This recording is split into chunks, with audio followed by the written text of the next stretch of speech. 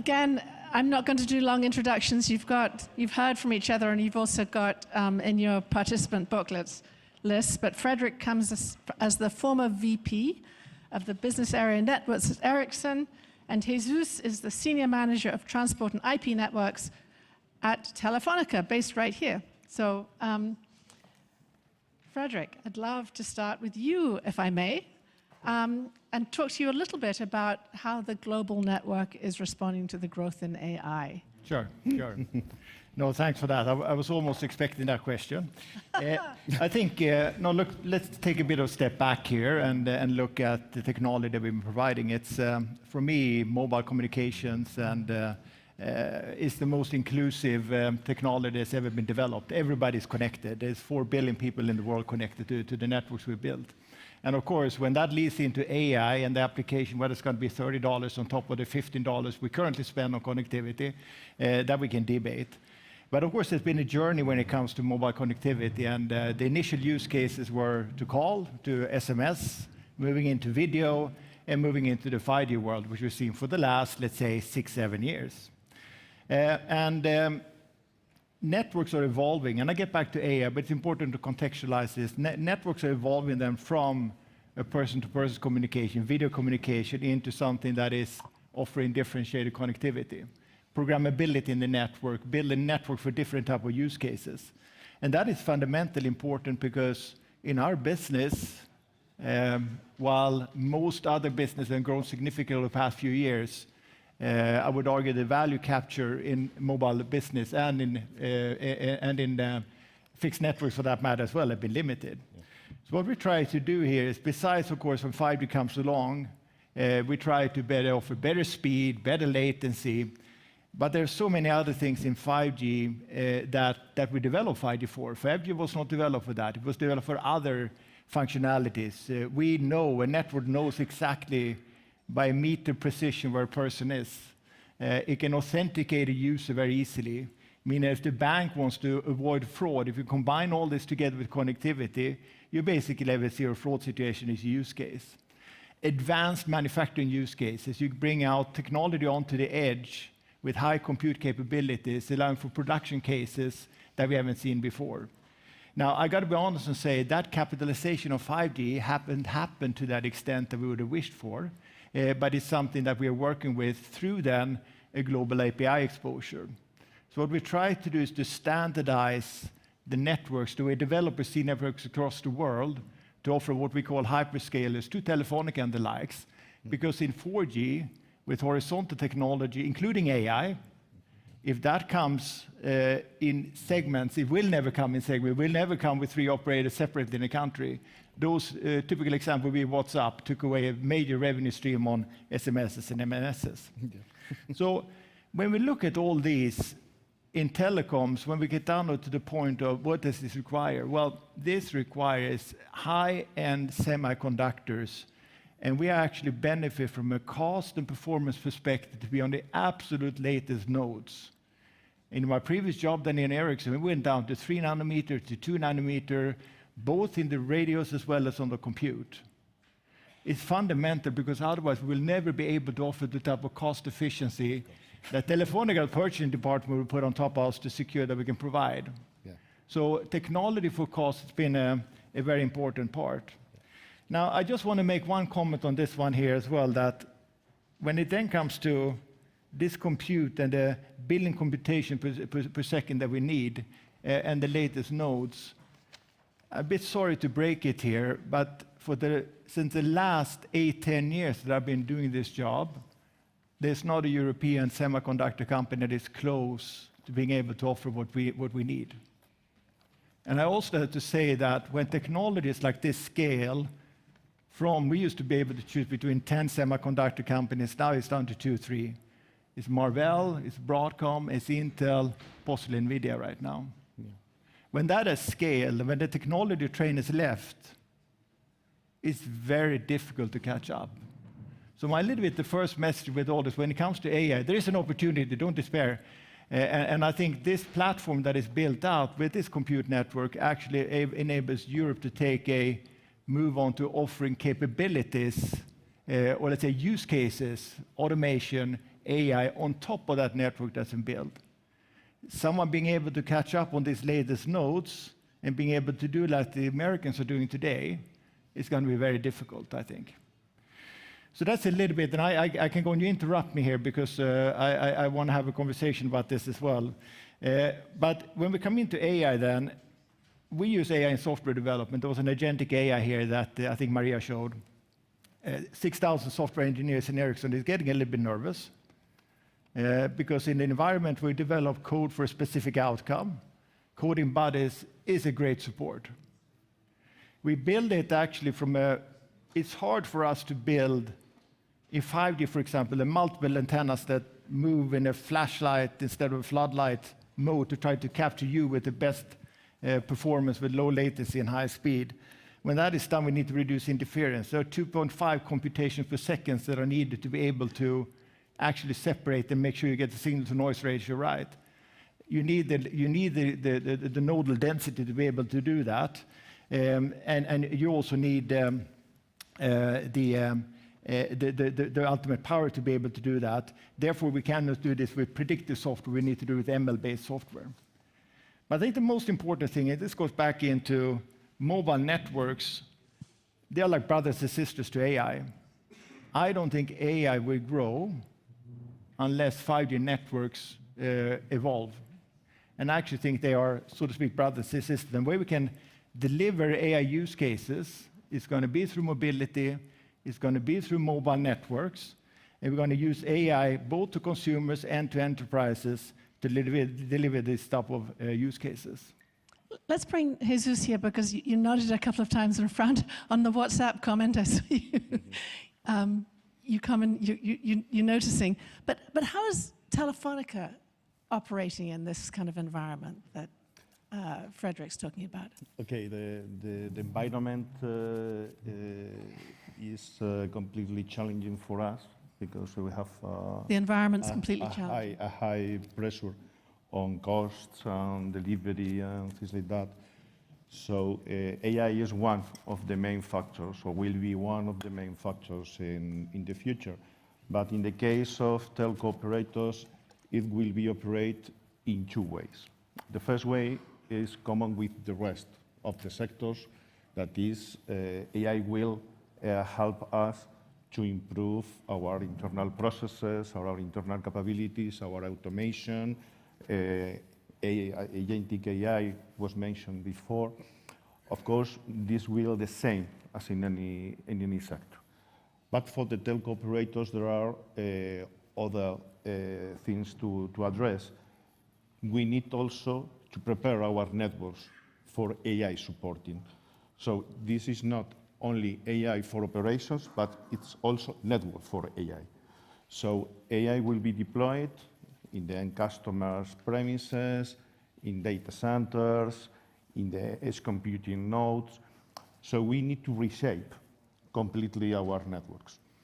And in this reshaping, what we will do is changing our architectures, our topologies, but also will demand modifications in the network nodes. And the network nodes are closely related with semiconductors industry. So the semiconductors industry has been closely related with telco industry, with telco environment from the very beginning. So we were one of the first customers of semiconductors. So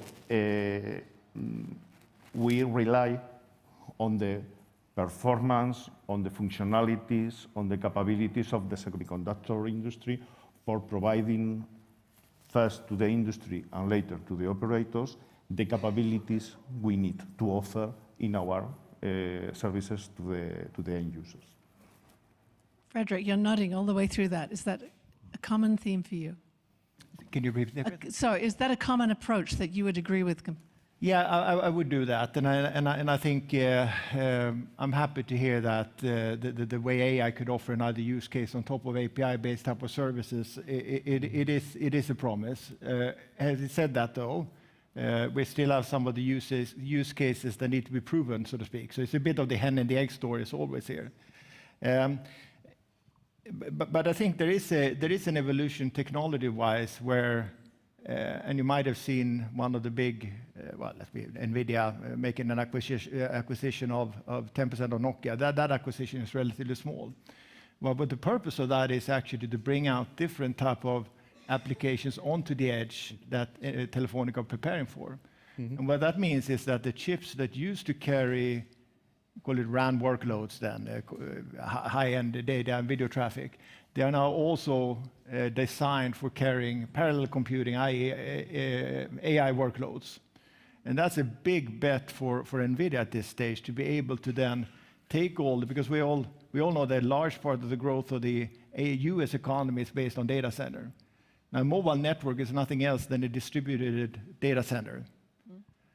And being able then to carry AI workload on the same chips that are today carrying RAN compute, is a big bet in the market. And I know we've been debating this a lot with Telefonica as well. But in either case, we need to be prepared for these players to make these moves out there, either through like NVIDIA acquisitions or with other partners, CPU players, or with whoever else it can be that want to offer those type of compute capabilities on the edge. Because they're also going to host these type of production applications that are going to make the difference, where I think Europe needs to step onto the train now, rather than maybe design 3 2-nanometer nodes. I have a question on my right. Just one question. I'm a telco by training, so and I've developed most of my career in the telco industry. And I used to even code real-time systems for the network, right? And we never talked about semiconductors or hardware, right? So, and how are those evolving needs changing the way the telco industry is approaching semiconductors? Yeah, it used to be maybe a Telefonica, but from our perspective, it used to go very general purpose. It was the belief in 3G and 4G that you can add a few DSPs and you get the capacity you need. You need a few CPUs and you have all that. It's become, as a matter of fact, a highly specialized industry. And particularly, we beautify city landscapes with antennas. I'm probably the only one who thinks that. But you see them in the city landscapes, you see them on the masts. If we wouldn't have highly specialized compute, we would still build 5G radio heads that weigh 60 kilos. With the latest compute capability, when we manage to shrink the size and the power consumption, which is directly correlated to the density of the nodes and the compute power, we can now build antennas that weigh about 12 kilograms that you can face onto the wall. So the fact that it's going general purpose and the fact that semiconductors becoming lesser important is completely the opposite in 5G. And again, applying AI on top of basic compute for RAN is just going to make it even more specialized, particularly on the radio, but probably even on the, call it then, the distributed data center compute. It's true that the operators are at the end of the chain. So we rely on industry to deal with the technicalities of the semiconductors realm. But we are aware of this is an underlaying part of our network. And especially we are aware of that when we have supply chain problems. So now, maybe today, we have more consciousness about the importance of semiconductors in our sector. But as I have said before, we have been closely related with the semiconductor history, with the semiconductor industry from the very beginning. The first semiconductors were done for telecommunication network nodes. So this is something important for us. Maybe in the daily behavior of the telco operators, we are talking about services, about customers, about revenues, about capex, and the problems with the opex. And this is not something that is in the main discussion, but it's closely related with the network part, also with the IT part, but especially with the network part. Let's open to the floor if anybody has any questions around the room. Jens, I thought you might. Yeah, thanks for the industry-specific view. I'd like to query a little bit one or two of the assumptions that you guys are making. One is more, let's say, use case related. The other is more technology related. I think there's still major gaps in the future industry vision for telco. You both hinted that the promise of 5G has never been fully exploited. Yeah. And I think part of the reason there is that there's simply not enough use cases that deliver or are recognized as delivering enough economic value to drive the type of deployment, comprehensive 5G deployment, standalone technology and so forth that would then leverage the full potential of the technology. So it is a little bit hen and egg. And I'm wondering how you see that evolving. Do you see these use cases coming? So I think that's one question. Then the other question, more technology related, is that I think you pointed rightly out that there will be a confluence of networking and AI, but how exactly it will pan out, I think, is a matter of great debate in the industry. I get a lot of questions on, let's say, the future of data center evolution. To what extent do we need compute at the edge? Yes, we're talking about it. It's possible. There's a lot of hype around it, but I'm not aware of massive use cases that need low latency edge computing. Most of the data center deployment today, the big investments that we talked about earlier, are in massive training data centers that could be anywhere on the planet and typically are located where the energy costs are low and where you have abundance of space and so forth.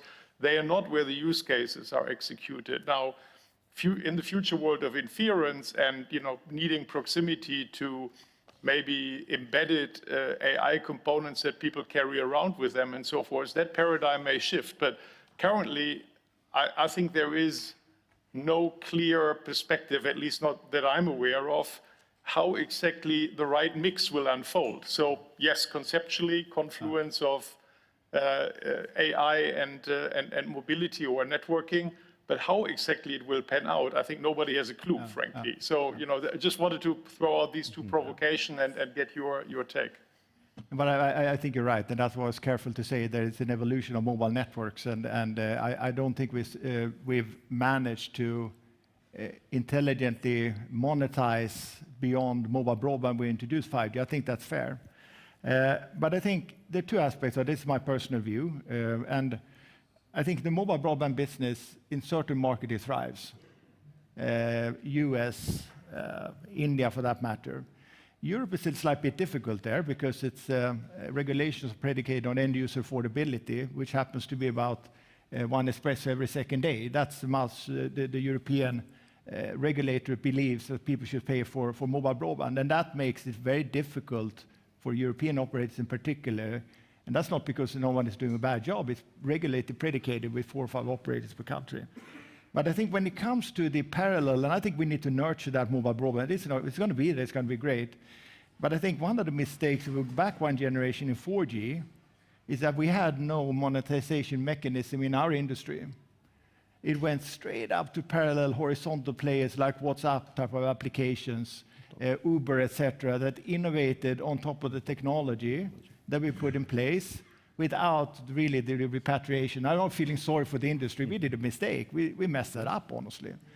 But I do think that if we can globalize the way that developers, because the key, I can say, Ericsson will never develop that killer app you're talking about, Jens. That I know for sure at the level 6 in Stockholm. That I absolutely know. And I know it's difficult for other boards to do that as well. But if you can expose an API platform that looks the same for 7-8 billion subscriptions across the world and offer that to developers and offer that innovation platform with all the capability that I saw, I'm absolutely certain that innovation will happen.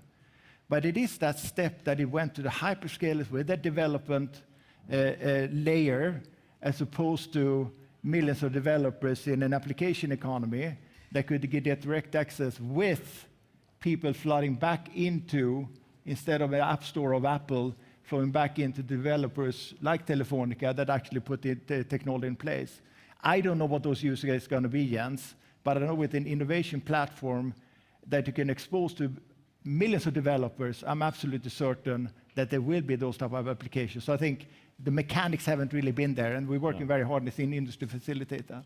Yeah, the innovation, especially in the service part, will come from the third parties. So what we need to do is expose our network capabilities to these third parties that are able to imagine these new services or services of the future that in the telco sector we are not able to do, because we are worried about our investments, our regulated services, and so on. So this is one of the main trends, besides the artificial intelligence impact, is one of the main trends in the recent years. How to expose our capabilities to these third parties that will bring new services with more innovation, and they will imagine things that we are not able to do. Exactly. Daniel. Yeah, yes, a quick question. I mean, there are two domains that are taking over. One is space that Charlie was mentioning with non-terrestrial networks and high-altitude pseudo-satellites, right? And to me, this is a risk for you guys because now everyone can launch a pseudo-satellite at very low cost and deploy a bubble for creating a 5G network wherever you want at very low cost, right? And the other domain is CVIT, right? And semiconductors are starting to take a critical role and end-to-end communication. So in each data center, in the end, there is a submarine cable, right? And at the other end, there is another data center, okay? And semiconductors for high, fast communications and those data centers are becoming more and more important, right? Okay. So I would like to hear how you're positioning yourselves with these two domains. Yes, satellite communications are here.